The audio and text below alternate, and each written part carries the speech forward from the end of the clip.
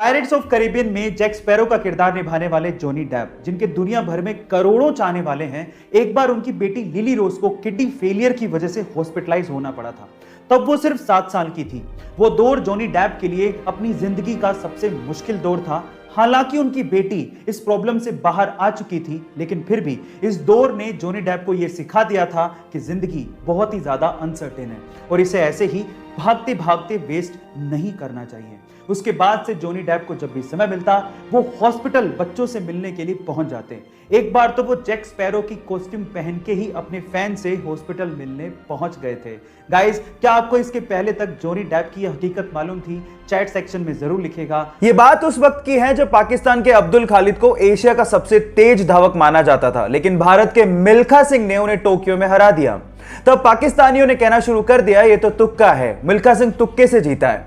तब उन्होंने पाकिस्तान में मिल्खा सिंह को इनवाइट किया अब्दुल खालिद से फिर से रेस करने के लिए, और वहां भी भारत के सपूत ने पाकिस्तान के अब्दुल खालिद को हराकर यह साबित कर दिया कि वो रेस तुक्का नहीं थी। और उसके बाद पाकिस्तान के प्रेसिडेंट अयूब खान ने मिल्खा सिंह को फ्लाइंग सिख की उपाधि दी। सलाम है ऐसे सिख को जिसने भारत का नाम रोशन किया और हमारा सिर फक्र से ऊंचा किया।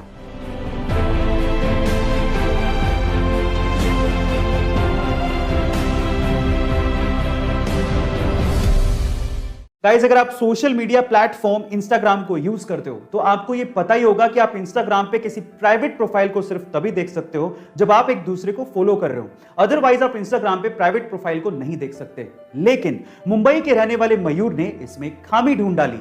जी हां गाइस, मुंबई के रहने वाले मयूर ने इंस्टाग्राम में एक बग ढूंढा जिसके जरिए वो इंस्टाग्राम की किसी भी प्राइवेट प्रोफाइल को देख सकते थे, और इस बात की जानकारी उन्होंने तुरंत फेसबुक को दी।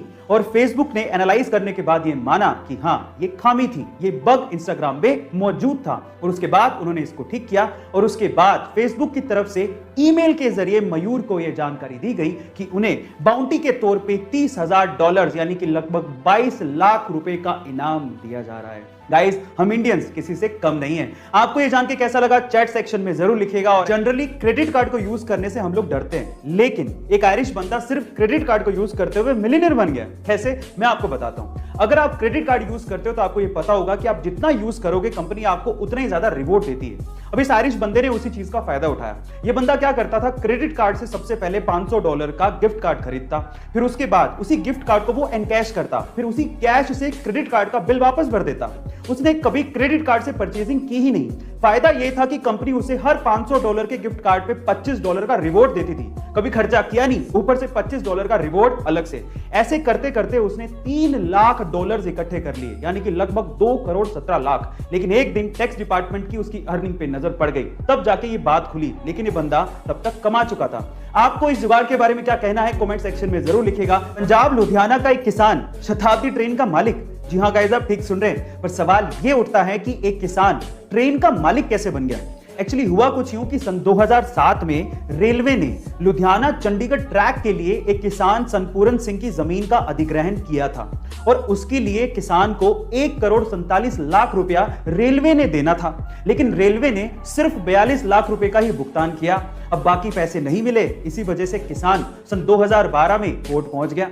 क्योंकि मुआवजा मिला ही नहीं, इसलिए सन 2015 में जज साहब ने उस किसान के नाम स्वर्ण शताब्दी एक्सप्रेस खरीदी और उसे उस ट्रेन को घर ले जाने की अनुमति भी दे दी। पर पैसेंजर ट्रेन का ऐसा अधिग्रहण पॉसिबल नहीं था, इसीलिए वो ट्रेन अभी भी टेम्परेरी वे से कोर्ट के ही पास है, और आप इसकी वीडियो YouTube पे भी देख सकते हैं। आपको ये जान के कैसा लगा चैट सेक्शन में जरूर लिखेगा। अगर आपके पास आपका खुद का व्हीकल है और उसका कोई इंपॉर्टेंट डॉक्यूमेंट जैसे कि आरसी वगैरह की एक्सपायरी डेट आने वाली है, या फिर वो ऑलरेडी एक्सपायर हो चुका है, तो मिनिस्ट्री ऑफ रोड ट्रांसपोर्ट की तरफ से आपके लिए एक राहत की खबर है।